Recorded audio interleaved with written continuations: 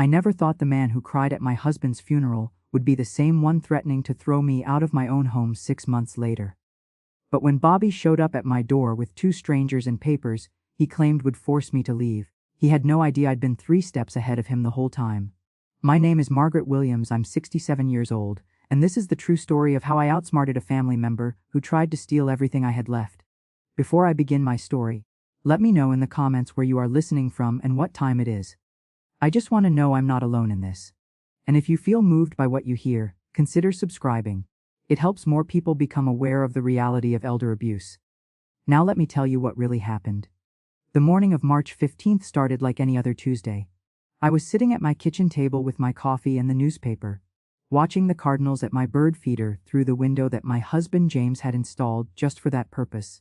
The house was quiet in that peaceful way I'd grown to appreciate since his passing 8 months earlier. James and I had lived in this little 2-bedroom house for 32 years. We'd painted every room together, planted every flower in the garden, and fixed every squeaky floorboard. After he died of a sudden heart attack last July, people kept asking me if I was going to sell and move somewhere smaller. Too many memories, they'd say, shaking their heads with that pitying look. But they didn't understand the memories weren't haunting me, they were keeping me company. I was just reaching for another sip of coffee when I heard Bobby's truck rumbling up my driveway. Even before I saw him, I knew it was his beat-up Ford by the way the engine knocked. James's younger brother had that same truck for 15 years, too stubborn to buy something reliable. Bobby didn't knock. He never did anymore. The front door creaked open and I heard his heavy footsteps on my hardwood floors. "Morning, Maggie?" he called out, his voice carrying that false cheerfulness he'd been using with me lately. "Hope you don't mind I used my key." I minded plenty, but I'd learned not to say so. Bobby had been James's brother and family was important to me. Plus, he'd been so helpful right after the funeral, taking care of arrangements, dealing with insurance paperwork, making sure I had groceries. Back then, I was grateful for his support. "I'm in the kitchen, Bobby," I called back. He appeared in the doorway, filling it with his broad frame. At 45, Bobby was 15 years younger than James had been, but you wouldn't know it to look at him. His face was weathered from years of construction work and too much drinking, and his clothes always seemed to hang on him like he'd lost weight and never bothered to buy new things. "Smells good in here," he said, though I hadn't been cooking anything. He had this habit of making small talk that didn't quite make sense, like he was reading from a script. "Listen, Maggie, we need to talk." My stomach tightened. Over the past few months, these talks had become more frequent and more uncomfortable. What started as gentle suggestions about my future had gradually turned into something that felt more like pressure. Bobby pulled out the chair across from me, James's chair, and sat down heavily. He folded his hands on the table, and I noticed his knuckles were scraped up again. He'd been getting into more fights lately, probably at the bar where he spent most evenings. "I've been thinking," he began, "about your situation here." "My situation?" I kept my voice level, but I could feel my pulse quickening. "Come on, Maggie. Look around. This house is too big for you, too much maintenance. And after what happened last week." He was referring to a small kitchen fire I'd had when I forgot something on the stove. It was nothing serious, I put it out myself and only called Bobby because the smoke alarm wouldn't stop beeping and I couldn't reach it. But somehow word had gotten around to other family members, and suddenly everyone was concerned about me living alone. "That was nothing, Bobby. Everyone has little accidents. Little accidents can turn into big problems real fast," he said, leaning forward. "Especially for someone your age." There it was again, that phrase. Someone your age. Like being 67 meant I'd suddenly lost all common sense and capability. James was 70 when he died, and nobody ever talked to him like he was incompetent. "I'm managing just fine," I said firmly. Bobby sighed like he was dealing with a stubborn child. "Maggie, I'm trying to help you here. James would want me to look out for you." The mention of my husband's name in that context made my chest tight with anger, but I kept it to myself. Bobby had been using James's memory as a weapon for weeks now, as if my late husband would have wanted me to abandon everything we'd built together. "James would want me to be happy," I replied. "And I'm happy here. But for how long?" Bobby's voice got sharper. "What happens when you fall and break a hip? What happens when you can't drive anymore? What happens when you forget to turn off the stove again and the whole place burns down?" Each question hit like a small slap. These were fears I'd had myself during sleepless nights, but hearing them spoken out loud by Bobby felt cruel. "I'll deal with those things if they happen," I said. "When they happen," Bobby corrected. "Look, I've been doing some research. There are some nice assisted living places not too far from here.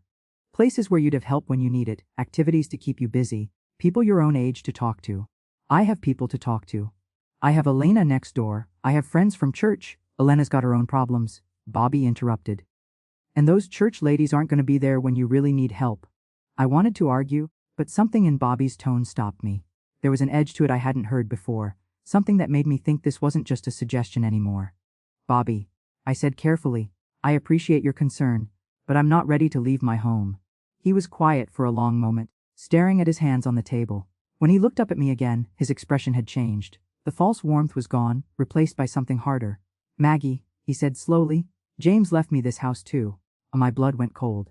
What did you mean by that? I mean, legally speaking, I'm entitled to half of everything James owned, including this house. I felt like the floor had dropped out from under me. Bobby, that's not how it works. James left everything to me. I have the will. I went through probate. Yeah, but see, that was before I talked to a lawyer. The way he said it, so casual and matter of fact, made me realize this wasn't a spur-of-the-moment conversation. He'd been planning this. What lawyer? I asked, though I wasn't sure I wanted to know. Guy downtown. Real sharp.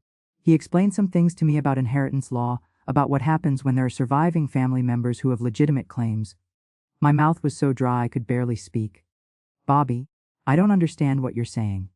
I'm saying, he leaned back in the chair and crossed his arms, that maybe it's time you started thinking seriously about selling this place. We could split the profits fair and square, and you could use your half to get set up somewhere that makes sense for someone in your position. The word profits hit me like a physical blow. He was talking about my home, my life, like it was just money to be divided up. This house isn't for sale, I managed to say. Bobby's face hardened completely then. The last pretense of caring fell away, and I saw something that genuinely frightened me. Maggie, he said, his voice low and deliberate, I really hope you're going to be reasonable about this, because there are ways to handle situations like this that don't require your cooperation. The threat was unmistakable, even if I didn't fully understand what he meant. My hands were shaking as I reached for my coffee cup. I think you should leave now, I said. Bobby stood up slowly, his chair scraping against the floor. He was so much bigger than me, and for the first time since I'd known him, I felt afraid to be alone with him. I'll give you some time to think about it, he said. But Maggie, this isn't going away. One way or another, things are going to change around here. He left without another word, and I heard the front door slam behind him. I sat at my kitchen table for a long time after his truck pulled away, staring at my reflection in the black coffee and trying to understand what had just happened to my life. That night, I barely slept. I kept replaying Bobby's words, trying to understand what he meant about ways to handle situations like this that don't require your cooperation. Every creak of the house settling made me jump, and I found myself checking the locks on my doors 3 times before bed. The next morning, I called my friend Elena Rodriguez from next door. Elena was 72, a retired legal secretary who'd worked for a law firm downtown for 35 years. If anyone would know about inheritance law, it would be her. Mija, she said when she answered the phone, you sound upset. What's wrong? I told her everything about Bobby's visit, his claims about the house, and the way he'd threatened me. Elena listened without interrupting, but I could hear her making little disapproving sounds. That Pendijo, she muttered when I finished. Maggie, honey, he's lying to you. But what if he's not? What if there really is some law? No, listen to me. I've seen hundreds of wills go through probate. When a married person dies and leaves everything to their spouse, that's it. The surviving spouse owns everything outright. A brother has no legal claim unless he was specifically mentioned in the will. Relief flooded through me. Are you sure? I'm sure. But Maggie, this isn't really about the law. This is about intimidation. He's trying to scare you into giving up what's rightfully yours. Elena was right, and deep down I'd known it. Bobby had been counting on my ignorance about legal matters, banking on my fear and grief to make me compliant. What should I do? I asked. Document everything, Elena said firmly. Write down exactly what he said and when. And next time he comes over, don't let him in. You don't owe him access to your home just because he's family. We talked for another hour, and Elena promised to come over that afternoon to help me figure out my next steps. I felt better after hanging up, but that feeling didn't last long. Around noon, my phone started ringing. First, it was my sister-in-law Patricia, James's sister from Phoenix. Maggie, honey, she said, her voice dripping with false concern. Bobby called me last night. He's worried about you. My heart sank. Worried about what? Well, he said you had another one of your episodes. That you forgot you'd invited him over for breakfast and then got confused and angry when he showed up. I was so shocked I couldn't speak for a moment. Patricia, that's not what happened at all. Bobby came over uninvited and started pressuring me to sell the house. Oh, sweetie, Patricia's voice took on that patronizing tone I was starting to hate. Bobby wouldn't do that, he's just trying to help. He said you've been having more memory problems lately, and he's concerned you might not be safe living alone. I don't have memory problems, I said, my voice rising. Patricia, you've known me for 30 years. Do I sound confused to you? There was a pause. Well, no, but sometimes these things come on gradually. Maybe you don't realize. I hung up on her. My hands were shaking with anger and fear. Bobby was spreading lies about me to James's family, making me sound like I was losing my mind. The phone rang again 20 minutes later. This time it was James's cousin Michael from Denver. Aunt Maggie, he said. I just got off the phone with Bobby. He's really concerned about you. The same story. The same lies. According to Bobby, I'd been acting strange for months. I'd supposedly called him in the middle of the night asking him to come fix a leaking roof that wasn't leaking. I'd allegedly forgotten to pay my electric bill and sat in the dark for 3 days before Bobby discovered it and took care of it. None of it was true, but Bobby was telling these stories with such specific details that they sounded believable. Michael, I said, trying to keep my voice calm, none of that happened. Bobby is lying. Why would he lie? Aunt Maggie, he loves you. We all love you. We just want to make sure you're safe. By the time Alina arrived that afternoon, I'd received calls from 5 different family members. All of them had heard the same stories from Bobby. All of them were concerned about my mental state. All of them thought maybe it was time for me to consider getting some help. Alina took one look at my face and immediately put her arms around me. What happened? She asked. I told her about the phone calls, about Bobby's campaign of lies. Elena's expression grew darker with each detail. This is elder abuse, she said when I finished. Emotional and psychological abuse. He's trying to isolate you from your support system by making everyone think you're incompetent. But what if they believe him? I asked.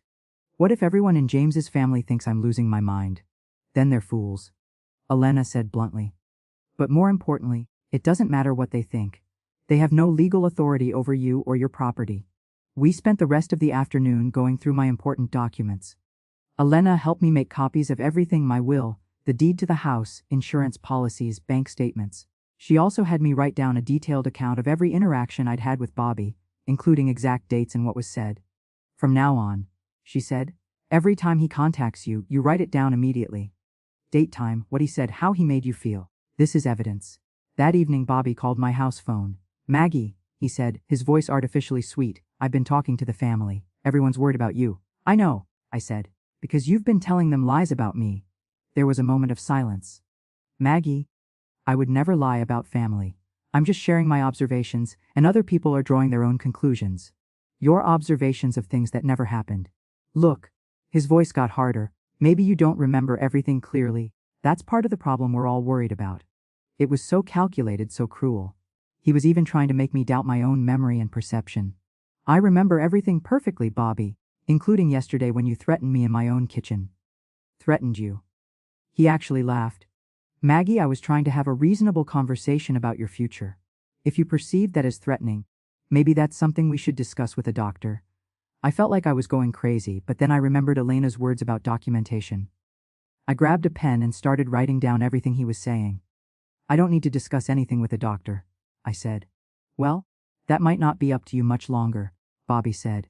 If enough family members petition the court saying you're not competent to make decisions for yourself, a judge can appoint someone to make decisions for you. Someone like me, for instance. The pen slipped in my hand. What are you talking about? It's called guardianship, Maggie. When an elderly person can't take care of themselves anymore, the court can appoint a guardian to handle their affairs. Their finances, their living situation, their medical care. Everything. I felt sick. That's for people who are actually incompetent. According to who? If enough people say you're not thinking clearly, if there are incidents like kitchen fires and unpaid bills in middle of the night phone calls. He let the threat hang in the air.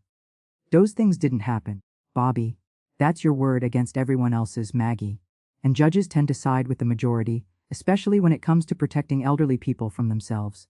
After he hung up, I sat in my kitchen crying for the first time since James's funeral.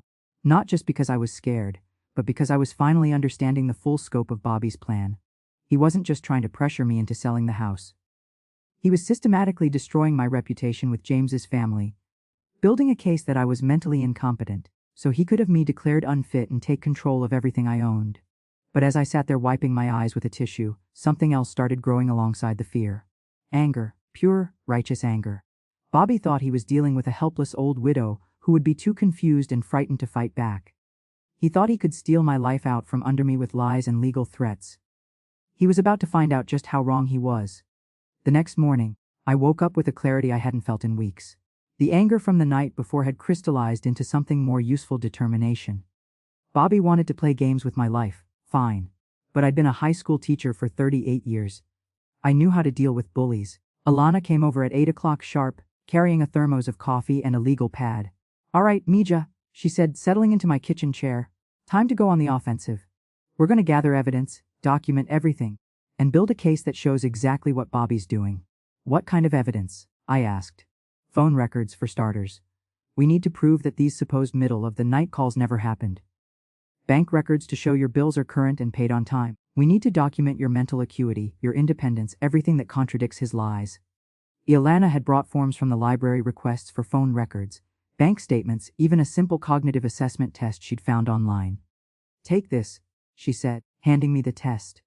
"It's the same one doctors use to screen for dementia. When you score perfectly normal, we'll have that as evidence too." We spent the morning making phone calls and filling out forms. Elena helped me request records going back 6 months to prove I'd been managing my affairs perfectly well. We also made a list of people who could testify to my mental competence: my doctor, my neighbors, people from church. "Now," Elena said, "we need to find out more about Bobby's plans. You said he mentioned talking to a lawyer. You said some guy downtown. Real sharp, according to Bobby." Elena pulled out her phone. "I still have contacts at the law firm. Let me make some calls, see if anyone knows about Bobby making inquiries." While she was on the phone, I decided to do something I probably should have done weeks ago. I called my own lawyer, the lawyer who'd handled James's will. Harold Peterson was 75 and had been practicing law longer than I'd been teaching. If anyone could help me understand my rights, it was him. "Mrs. Williams," Harold said when his secretary put me through, "how can I help you?" I explained the situation with Bobby, his claims about the house, and his threats about guardianship. Harold listened without interrupting, occasionally making small humming sounds. "Mrs. Williams," he said when I finished, "first, let me reassure you that your brother-in-law has no legal claim to your house. The will was clear, probate was completed properly, and you are the sole owner of all marital assets." Relief washed over me. "What about this guardianship thing he mentioned?" "That's more complicated," Harold admitted. "In theory, if multiple family members petitioned the court claiming you were incompetent, a judge would order an evaluation. But it's not as easy as your brother-in-law makes it sound. The petitioners would need to provide evidence of actual incompetence, and the court would appoint an independent evaluator, not someone with a financial interest like family. So he can't just have me declared incompetent because he wants to. No, but he could make your life very difficult trying. These proceedings can take months, they're expensive, and they're emotionally draining.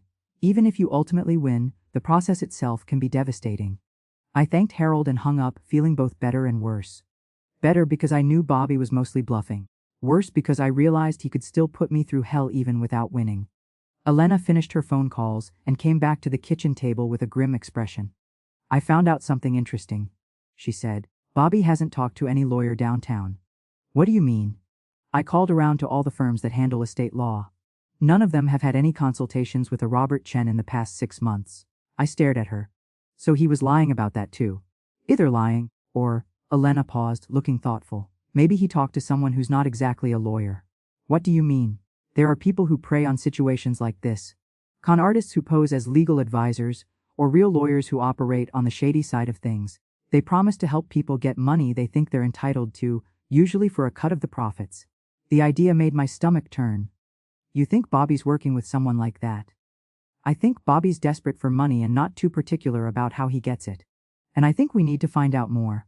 Elena's expression got crafty, the way it used to when she was helping her lawyers prepare for difficult cases. "Maggie," she said, "how would you feel about doing a little detective work?" That afternoon, Elena and I drove to the bar where Bobby spent most of his evenings. It was a rough place called Murphy's, in a part of town I usually avoided. Elena had called ahead and spoken to the bartender, a woman named Diane who apparently owed Elena a favor from years back. "Bobby's a regular," Diane told us when we arrived. She was a tough-looking woman in her 50s with bleached hair and skeptical eyes. "Comes in most nights, usually already half drunk when he gets here." "Has he been talking to anyone new lately?" Elena asked. "Maybe someone in a suit. Looks like business." Diane nodded. "Yeah, actually, there's this guy comes in maybe once a week. Real smooth talker, always buying Bobby drinks. They sit in the back booth and talk real quiet like." What's this guy look like? I asked. Tall, thin, maybe 45. Wears nice clothes, but something about him seems off, you know. Like he's pretending to be something he's not. He left his card on the bar once when he was drunk. Diane reached under the register and pulled out a business card. I kept it in case there was ever trouble. Elena and I looked at the card. It read Marcus Webb, legal consultant, with a phone number but no address. Legal consultant, Elena muttered. That's not a real thing? Diane leaned closer. You ladies aren't the first ones asking about Bobby lately. What do you mean? I asked. His ex-wife was in here last week, asking questions. Seems Bobby owes her a lot of back alimony, and she's trying to figure out where he might get money to pay her. This was news to me. I didn't even know Bobby had been married. Did she say anything else? Elena asked. Just that Bobby had been bragging about coming into some money soon. Something about finally getting what was rightfully his from his dead brother's estate. Elena and I exchanged glances. Bobby had been so confident in his plan that he'd been bragging about it to strangers in bars. There's something else. Diane continued. Bobby asked me last week if I knew anyone who could pretend to be a government worker. Said he needed some people to look official for a business meeting. My blood ran cold. Did he find anyone? Maybe. There's a couple of guys who come in here, unemployed construction workers who do just about anything for cash. Bobby was talking to them real serious like a few nights ago. We thanked Diane and left the bar with our minds racing. In the car, Elena turned to me with a worried expression. Maggie, I think Bobby's planning something bigger than just harassment. If he's trying to hire people to impersonate government workers, he's going to try to trick me into signing something. I finished. Make me think it's official when it's not. That's fraud, Elena said. Real serious? Go to prison fraud. Should we call the police? And Elena shook her head. Not yet, we don't have enough evidence, and Bobby hasn't actually done anything illegal yet. But we need to be ready. That evening, Elena and I sat in my living room making plans. We set up a small tape recorder Elena had borrowed from her grandson, and she taught me how to use the voice recording app on my phone. From now on, she said, every conversation with Bobby gets recorded. And Maggie, promise me you won't let anyone into this house unless I'm here or you know exactly who they are and what they want. I promise, I said. As Elena was getting ready to leave, my phone rang. It was Bobby. Maggie, he said, his voice unusually friendly. I want to apologize for yesterday. I think we got off on the wrong foot. Elena grabbed my arm and pointed to the recording app. I quickly started it. What do you mean? I asked. I mean, I care about you and I think we can work together to figure out what's best for your situation. How about I come by tomorrow afternoon? Maybe we can have a reasonable conversation about your options. What kind of options? Well, I've been doing more research, and I think there might be some programs available to help seniors transition to more appropriate living situations. Government programs that could make the whole process easier for you. There it was. Elena was right, he was planning to trick me with fake government workers. That sounds interesting, I said, trying to keep my voice neutral. What time were you thinking? How about 2 o'clock? And Maggie, it would be better if we could keep this between us for now. Some of these programs are, well, they're not widely advertised. I wouldn't want you to miss out because too many people knew about them. After he hung up, Elena and I looked at each other. He's coming tomorrow with his fake government workers, I said. Yes, Elena agreed. And we're going to be ready for him. I barely slept that night, but it wasn't because I was afraid. I was excited. For the first time since this nightmare began, I felt like I had the upper hand. Bobby thought he was walking into a house with a confused, helpless old woman. Instead, he was walking into a carefully planned trap. Elena arrived at my house at 9 in the morning, carrying a large shopping bag and wearing the kind of determined expression I remembered from my teaching days when dealing with difficult parents. All right, Mija, she said, spreading items across my kitchen table. Let's set the stage. She'd brought 3 small recording devices, one for my pocket, one to hide under the living room lamp table, and one for the kitchen counter disguised as a decorative candle. Her grandson had also lent us a small camera that looked like a picture frame. Multiple backups, Elena explained. Even if they find one, they won't find them all. We spent the morning strategically placing everything and testing the equipment. Elena had also brought official-looking documents she'd created on her computer, fake forms that looked like legal papers, but were actually just nonsense text in official fonts. If they try to get you to sign something, she said, you can pretend to look these over first. It'll buy us time and maybe make them nervous. At 11 o'clock, Elena's friend Miguel arrived. He was Elena's nephew, a police officer who was off duty but had agreed to help us. Elena had explained the situation to him, and while he couldn't arrest Bobby for something he hadn't done yet, he could be nearby in case things went bad. I'll park down the street, Miguel said. If you need help, just call my cell phone and I'll be here in 30 seconds. The plan was simple but effective. Elena would hide in my bedroom with her own recording device, listening to everything through the slightly open door. If Bobby brought fake officials and tried to pressure me into signing fraudulent documents, we'd have everything recorded. If things got physical or threatening, Miguel was just a phone call away. At exactly 2 o'clock I heard Bobby's truck in my driveway, followed by the sound of car doors slamming. Multiple car doors. My heart started beating faster, but it was anticipation, not fear. Elena squeezed my hand. "Remember," she whispered, "let them talk. Let them dig their own graves." She disappeared into the bedroom just as Bobby knocked on my front door. I took a deep breath, checked that my phone was recording, and opened the door. Bobby stood on my porch with two men I'd never seen before. One was tall and thin with slicked back hair and a cheap suit. He had to be Marcus Webb from the bar. The other was a heavy, set man in his 40s wearing what looked like a security guard uniform that didn't quite fit him right. "Afternoon, Maggie," Bobby said with that fake smile. "These are the gentlemen I told you about. This is Mr. Webb from the Department of Elder Services, and this is Mr. Johnson, his assistant." I almost laughed. Bobby's acting was terrible, and his fake officials looked like they'd gotten their costumes from a thrift store. But I played along. "Please come in," I said, stepping aside. They filed into my living room, and I gestured for them to sit on my couch. Bobby took the armchair, James's chair again, while the two fake officials sat stiffly on either end of the couch like bookends. Marcus Webb cleared his throat importantly. "Mrs. Williams, I'm here today because the state has received some concerns about your living situation." His voice was smooth, practiced. This wasn't his first con. "What kind of concerns?" I asked, settling into my own chair and making sure I was in range of all the recording devices. "Well," Webb pulled out a manila folder. "We've had reports from family members about incidents. Kitchen fires, unpaid bills, confusion about appointments. These are all signs that you might need some assistance managing your daily affairs." "I see," I said. "And what kind of assistance are we talking about?" The fake Johnson leaned forward. "Mom, the state has programs to help seniors like yourself transition to safer living environments. Places where you can get the care you need. And," Bobby added helpfully, "they can help you liquidate your assets to pay for these services. Sell the house, transfer your accounts, make sure everything's handled properly." There it was. The whole plan, laid out in my living room and being recorded from multiple angles. Webb pulled papers from his folder. "Now, Mrs. Williams, to get you enrolled in these programs, we need you to sign some preliminary paperwork. Just temporary guardianship forms so we can begin the process of evaluating your needs." He placed the papers on my coffee table with a pen. I leaned forward to look at them, making sure to take my time.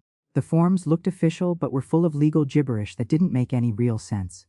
At the bottom there were signature lines that would apparently give Bobby temporary authority over my finances and property. "This seems very sudden," I said. "Maybe I should have my lawyer look at these first." Bobby's friendly mask slipped slightly. "Maggie, these gentlemen are very busy. They're doing you a favor by coming out here personally instead of sending the sheriff's department." "The sheriff's department?" I asked innocently. "Mom," the fake Johnson said, "if you don't cooperate with the voluntary programs, the state may have to pursue involuntary commitment. That means court hearings, psychiatric evaluations, possible institutionalization." It was a textbook intimidation tactic. Make the victim think they have no choice but to comply with the easier option. "Well," I said, picking up the pen, "I certainly don't want that." Bobby leaned forward eagerly. Webb and Johnson exchanged satisfied glances. They thought they had me. "But first," I continued, "I'd like to call my neighbor Elena. She used to work for a law firm and I always ask her advice on important documents." "Mrs. Williams," Webb said quickly, "this really needs to be handled confidentially. The fewer people involved, the better." "Oh, Elena's very discreet," I said, already reaching for my phone. "Elena, dear, could you come over? I have some gentlemen here with some papers they want me to sign." Bobby was looking annoyed. "Maggie, that's really not necessary." "Actually?" Elena's voice came from the bedroom doorway. "I'm already here." The look on Bobby's face was priceless. Webb and Johnson both jerked around in surprise, clearly not expecting another person to be in the house. Elena walked calmly into the living room, carrying her own folder of papers. She'd changed into her most professional-looking outfit and carried herself with the authority of someone who'd spent decades in legal offices. "Gentlemen," she said pleasantly, "I'm Elena Rodriguez. I used to work for Peterson, Martinez and Associates downtown. I couldn't help but overhear your conversation." Webb tried to recover. "Mom, this is official state business. I'm gonna have to ask you to leave." "Oh," Elena smiled sweetly. "Oh, I don't think so. You see, I've been recording this entire conversation." The silence in the room was deafening. Bobby's face went pale. Webb and Johnson looked at each other with panic in their eyes. Recording, Bobby managed to say. Multiple recordings actually, Elena continued. And I have some questions about your credentials, Mr. Webb. You see, I called the real Department of Elder Services this morning. They've never heard of you. Webb started to stand up. Look, lady, I don't know what you think. Sit down, Elena said firmly. I also called the state licensing board. There's no Marcus Webb registered as any kind of legal consultant in this state. And you, she turned to Johnson, that's not even a real uniform, is it? Johnson tugged at his ill-fitting shirt. I don't have to listen to this. Actually, you do, Elena said. Because what you're doing here is called elder fraud. It's a felony. And my nephew Miguel, who's a police officer, is parked right down the street waiting for my call. Bobby finally found his voice. Elena, you don't understand. I'm trying to help Maggie. Help her. Elena's voice got dangerous. Be lying to her family about her mental state. By spreading false stories about incidents that never happened? By conspiring with con artists to steal her house. She opened her folder and pulled out papers. We know about Marcus Webb's record, Bobby.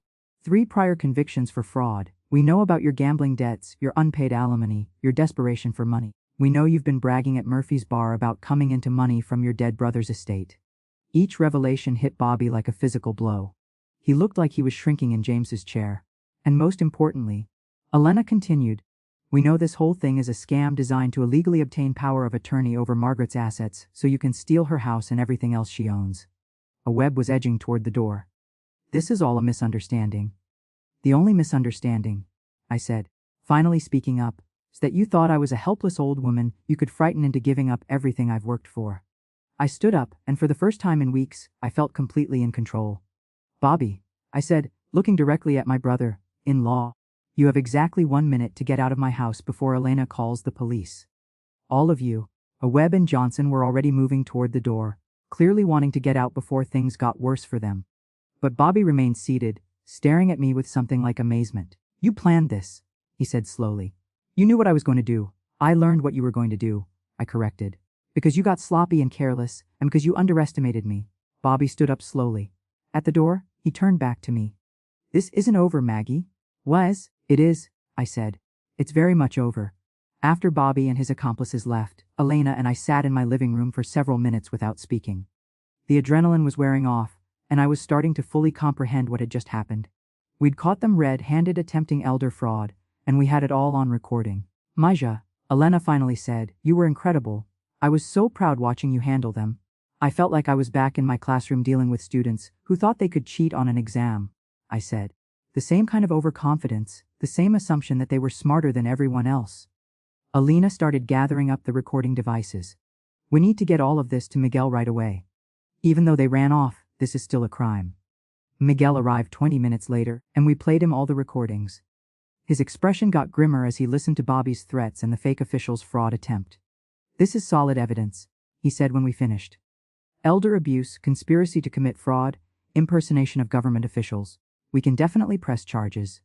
What about Bobby, I asked. Will he be arrested? He should be. But Margaret, you need to understand that pressing charges means this becomes a public matter.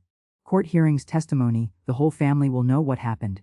I thought about that. Part of me was worried about the embarrassment, about what James's family would think. But then I remembered all those phone calls, all those lies Bobby had spread about my mental state. Good, I said firmly. I want everyone to know exactly what Bobby tried to do. Miguel nodded approvingly. I'll take this to the detective division today. They'll probably want to interview you tomorrow. After Miguel left, Elena and I sat down to plan our next steps. We still had to deal with the damage Bobby had done to my reputation with James's family. We need to call everyone back, Elena said. Patricia, Michael, all of them. Tell them the truth about what Bobby was doing. Do you think they'll believe me now? Alana held up one of the recording devices. They'll believe this. We spent the rest of the afternoon making calls. The reactions were mixed but enlightening. Patricia was mortified. Oh my God, Maggie, I'm so sorry. When Bobby called me, he sounded so convincing, so concerned. I should have called you directly to check. Michael was angry. That son of a bitch used our love for you against us. He knew we'd be worried about you living alone, so he fed us exactly the kind of stories that would make us panic. James's cousin Sarah in Seattle was the most upset. Maggie, I feel terrible. I was actually researching assisted living facilities to send you information. Bobby had me completely convinced you were in danger. One by one, I called every family member who'd been contacted by Bobby. Some were apologetic, some were angry, but all of them were shocked to learn the truth. By the end of the day, I had a dozen offers to help with anything I needed, including several relatives who wanted to drive down and have a conversation with Bobby. No, I told them all. The police are handling it now. Bobby will get what's coming to him through the legal system. That evening, Alana and I were having dinner when my phone rang. It was a number I didn't recognize, Mrs. Williams. The voice was female, nervous. This is Linda Chen, Bobby's ex-wife. I nearly dropped the phone. How did you get my number? I got it from the bartender at Murphy's. Look, I heard about what happened today. Word travels fast in Bobby's crowd. What do you want? I want to help you. Bobby owes me $17,000 in back alimony, and his lawyer has been telling me there's no way to collect because Bobby has no assets. But if he was planning to steal money from you, I understood immediately. You want to make sure he can't hide any money he might have gotten from me. Exactly. And I want to tell you some things about Bobby that might help your case. Alina was gesturing for me to put the phone on speaker. What kind of things? I asked. He's done this before.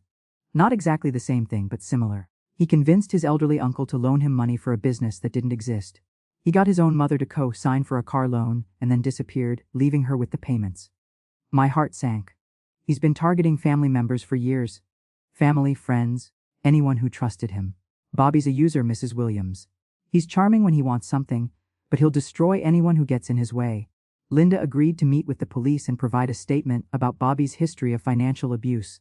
She also gave me contact information for Bobby's uncle and his mother, both of whom were willing to testify about their own experiences with him. One more thing, Linda said before hanging up.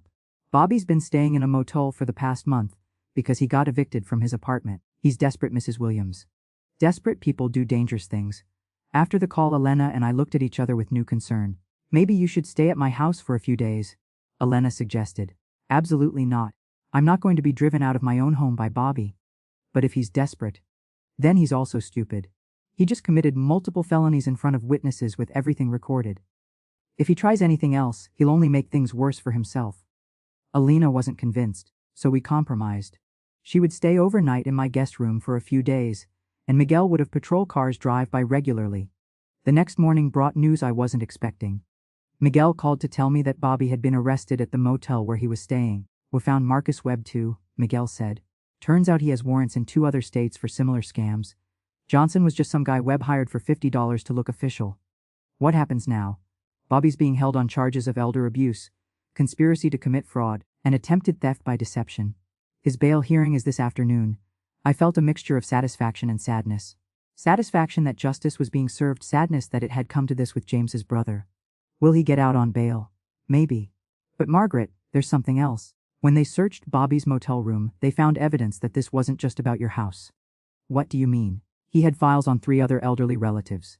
Your husband's aunt in Florida, a cousin in Oregon, his own grandmother in Phoenix. Addresses, financial information, even medical records he'd somehow obtained. I felt sick. He was planning to do this to other people. It looks like it. You weren't just his victim, Margaret. You were his test case. If he'd gotten away with stealing your house, he would have moved on to the others. The weight of that realization hit me hard. By fighting back, by refusing to be intimidated, I hadn't just saved myself. I'd potentially saved other innocent people from becoming Bobby's victims. That afternoon, Elena and I sat in the courtroom for Bobby's bail hearing. It was the first time I'd seen him since he'd stormed out of my house, and he looked terrible. Unshaven, wearing an orange jumpsuit, his usual arrogance completely gone. When his eyes met mine across the courtroom, I saw something I'd never seen in Bobby before: shame. Not remorse exactly, but shame at being caught, at everyone knowing what he'd tried to do. The judge set bail at $50,000, which Bobby's lawyer immediately said he couldn't afford. Bobby would remain in jail until his trial. As we left the courthouse, Elena took my arm. How do you feel? She asked.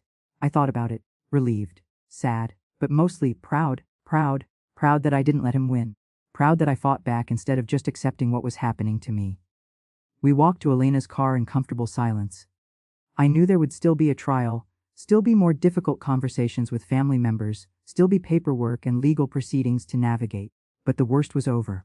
Bobby's reign of terror was finished, and I was still in my own home, still in control of my own life. As we drove home, I realized something had fundamentally changed in me over the past few weeks. I wasn't just surviving anymore. I was stronger than I'd been before this all started. Stronger, more confident, and absolutely certain that no one would ever again mistake me for a helpless victim. Bobby had tried to steal my house, my independence, and my dignity. Instead, He'd given me something I hadn't even known I was missing, proof that I could handle anything life threw at me. 3 months later, I was standing in front of a room full of seniors at the community center, telling my story for the first time to a group of strangers. My hands were shaking slightly as I looked out at the faces, men and women my age and older, all listening intently to every word. "The most important thing I learned," I said, coming to the end of my presentation, "is that predators count on our silence. They count on us being too embarrassed, too confused, or too scared to fight back." Bobby's whole plan depended on me being a helpless victim who would just accept what he told me. An elderly man in the front row raised his hand. "What made you decide to fight back instead of just giving in?" I thought about that question, the same one I'd been asking myself for months. Honestly, I got angry. Not just scared, angry. Angry that he thought he could steal my life's work. Angry that he was using my husband's memory against me.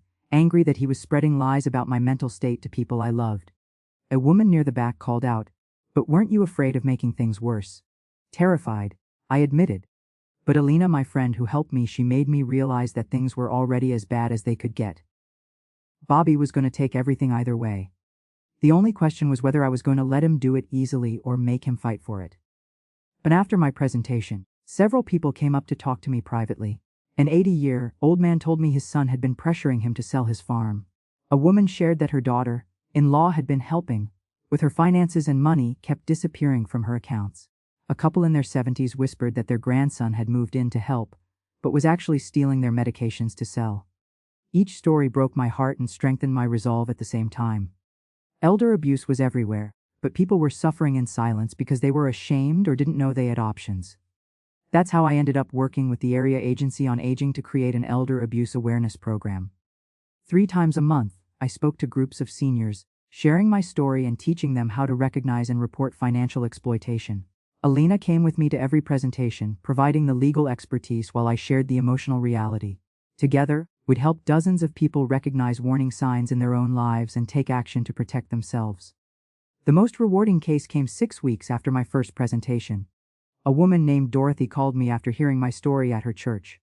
Her nephew had been using almost identical tactics to Bobby's, claiming she was incompetent, spreading lies to family members, pressuring her to sign over power of attorney. "But when I heard your story," Dorothy told me, "I realized I didn't have to just accept it.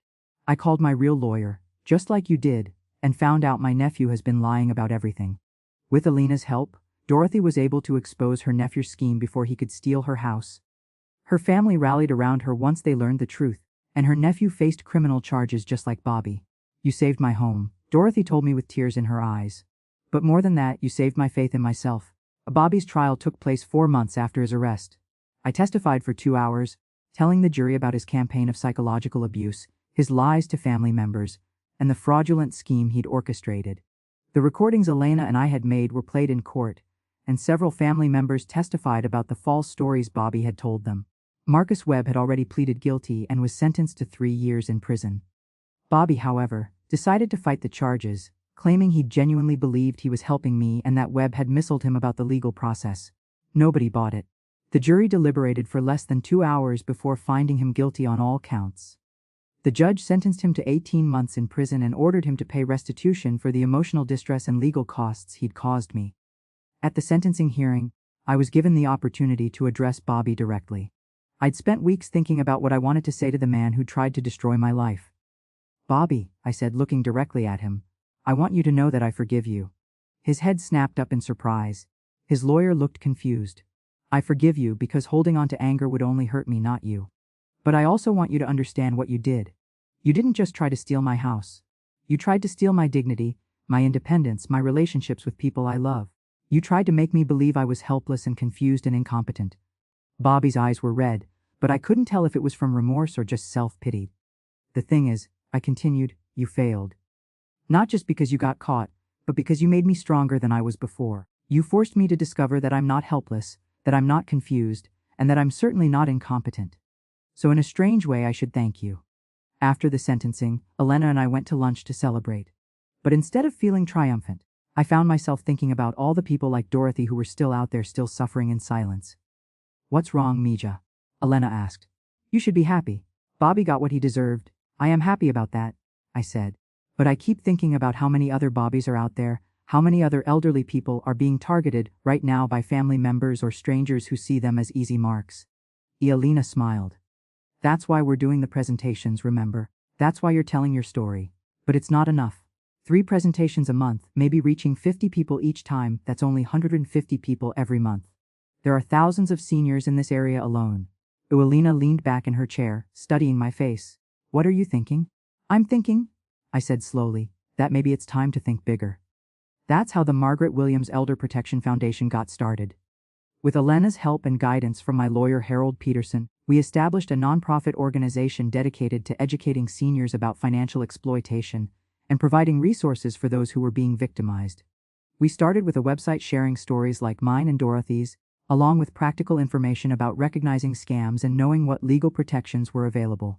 We created a hotline staffed by volunteers, many of them seniors themselves, who'd survived their own experiences with financial abuse. Within 6 months, we were getting calls from all over the state. People who'd heard my story through word of mouth, people who'd found our website, people who'd been referred by social workers or police officers. Each call reminded me why this work was so important. Like Margaret from Hillsdale, whose daughter had been stealing her Social Security checks, or Frank from Riverside, whose caregiver was using his credit cards without permission, or Ruth from Pleasant Valley, whose son-in-law was pressuring her to change her will. We couldn't save everyone, but we could give people information, support, and most importantly, the knowledge that they weren't alone. A year after Bobby's sentencing, I was invited to speak at the state capitol about elder abuse legislation. Standing at the podium in front of lawmakers and advocates, I thought about how far I'd traveled from that morning when Bobby first threatened me in my kitchen. Elder abuse thrives in silence and isolation, I told the legislators. It depends on victims believing they have no choices, no power, no voice. But when we speak up, when we share our stories, when we refuse to be ashamed of being targeted, that's when predators lose their power over us. After my testimony, a young legislative aide approached me. Mrs. Williams, she said, my grandmother went through something similar with my uncle. She never spoke up about it, never told anyone what he was doing to her. She died still believing it was somehow her fault. I took the young woman's hand. It wasn't her fault, I said firmly. And it's not too late for her story to help other people. Would you consider sharing her experience with our foundation? She nodded through her tears. That evening, Alina and I sat on my back porch, watching the sunset and reflecting on how much had changed. Do you ever regret fighting back? Alina asked. Do you ever wish you'd just taken the easier path? I thought about Bobby's original offer, selling the house, moving to assisted living, accepting his lies about my competence. Never, I said. Even if we'd lost, even if Bobby had somehow won, I would never regret standing up for myself, because the alternative was giving up everything that made me who I am. Alina smiled. James would be proud of you, you know. I hope so. But more importantly, I'm proud of myself. For the first time in a long time, I'm proud of who I've become. As we sat there in comfortable silence, I realized that Bobby had been right about one thing: my life had completely changed. Just not in the way he'd intended.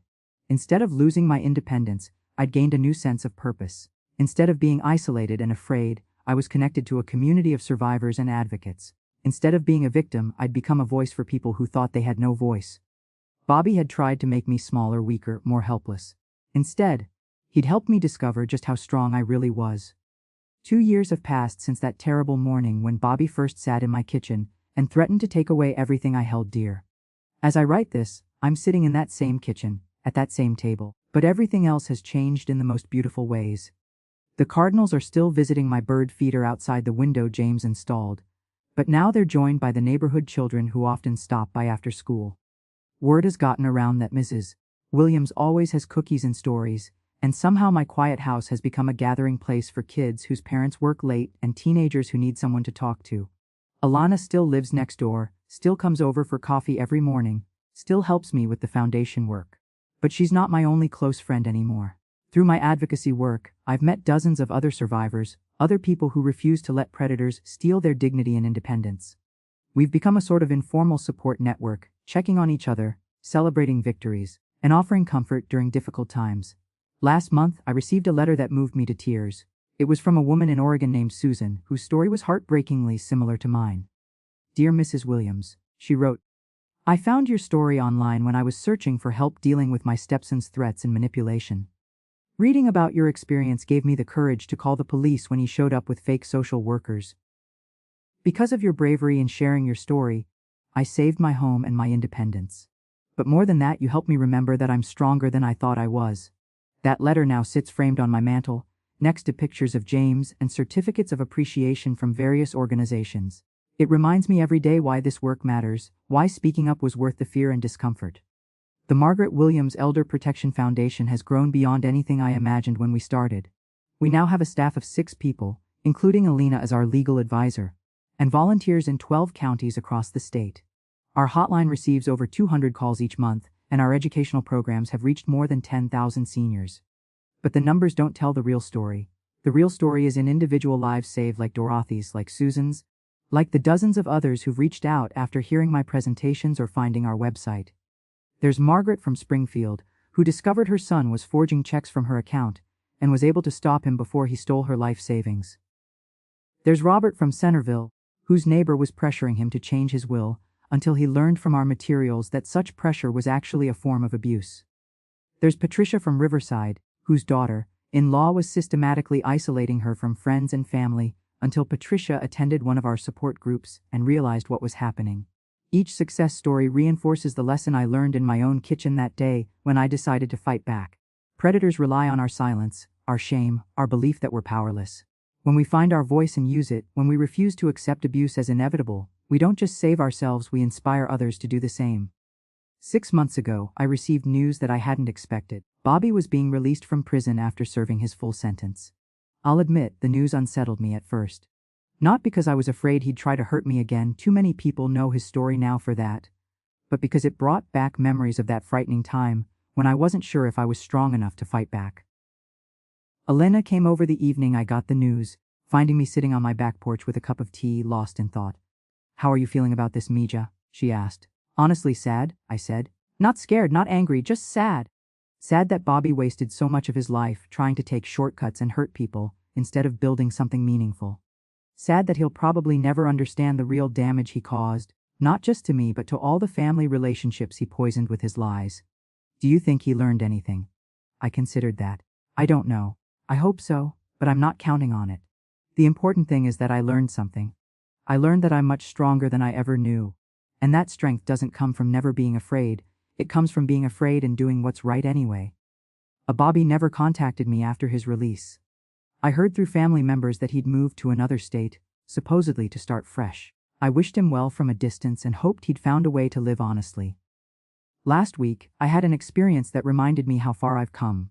I was at the grocery store when I overheard a conversation between 2 women in the checkout line ahead of me. One was telling the other about her elderly father, how he was getting confused and maybe needed someone to help him manage his money. Something about the way she said it, the casual dismissal of her father's autonomy, reminded me so strongly of Bobby's early tactics that I couldn't stay silent. "Excuse me," I said politely. I couldn't help overhearing. "Have you talked to your father about this, or are you making these decisions for him?"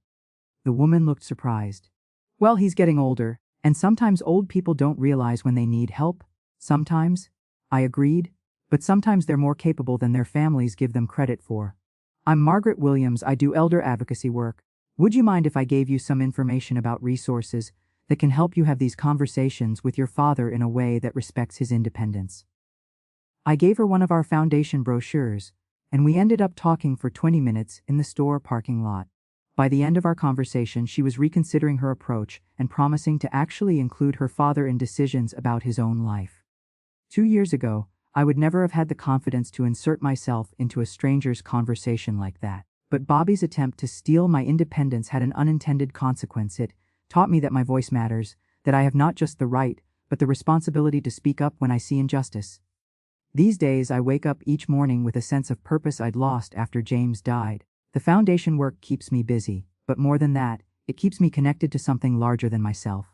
Every presentation I give, every person who calls our hotline, every success story we hear reminds me that surviving Bobby's attack wasn't just about saving my house or my money, it was about preserving my ability to help others. Elena often jokes that Bobby did me a favor by trying to destroy my life, because fighting him revealed strengths I didn't know I had. She's not entirely wrong. I'm more confident now, more assertive, more willing to trust my instincts and speak my truth. I'm also more compassionate, more aware of how vulnerable we all are, and how much we need each other. But most importantly, I'm no longer afraid. Not of aging, not of being alone, not of facing challenges I can't predict. Bobby tried to make me afraid of my own shadow, to convince me that being 67 years old made me helpless and incompetent. Instead, he taught me that age brings wisdom, experience brings strength, and survival brings an unshakable knowledge of what we're capable of enduring. As I finish writing this story, I can hear the neighborhood children playing in the yard next door. Elena is in her garden, humming while she tends her tomatoes. The phone is ringing, probably another person who needs help navigating a difficult situation with family members or caregivers. This is my life now, busy, purposeful, surrounded by people I care about and who care about me. It's not the quiet retirement I'd planned when James died, but it's richer and more meaningful than I ever imagined possible. If someone had told me 2 years ago that I'd become a public speaker, a nonprofit founder, a voice for elder rights, I would have thought they were crazy. I was just Margaret Williams, a retired teacher who wanted to live peacefully in the home she'd shared with her husband. But Bobby's greed and cruelty forced me to discover that I was never just anything. I was and am Margaret Williams, survivor, advocate, fighter, protector of others who society might overlook or undervalue. To anyone listening to this story who recognizes themselves in my experience, anyone being pressured, threatened, manipulated, or abused by people who claim to care about you, I want you to know this: you are stronger than you think you are. You have more options than they want you to believe. You have a voice, and it deserves to be heard. Don't let anyone convince you that your age makes you helpless, that your circumstances make you powerless, or that accepting abuse is easier than fighting back. It's not easier. It's just the destruction of everything you've worked to build and become. Fight back, find your voice, discover your strength. And remember, you are never ever as alone as they want you to believe. My name is Margaret Williams. I'm 69 years old now. I live independently in the home I shared with my beloved husband, and I am nobody's victim. This is my story. What will yours be?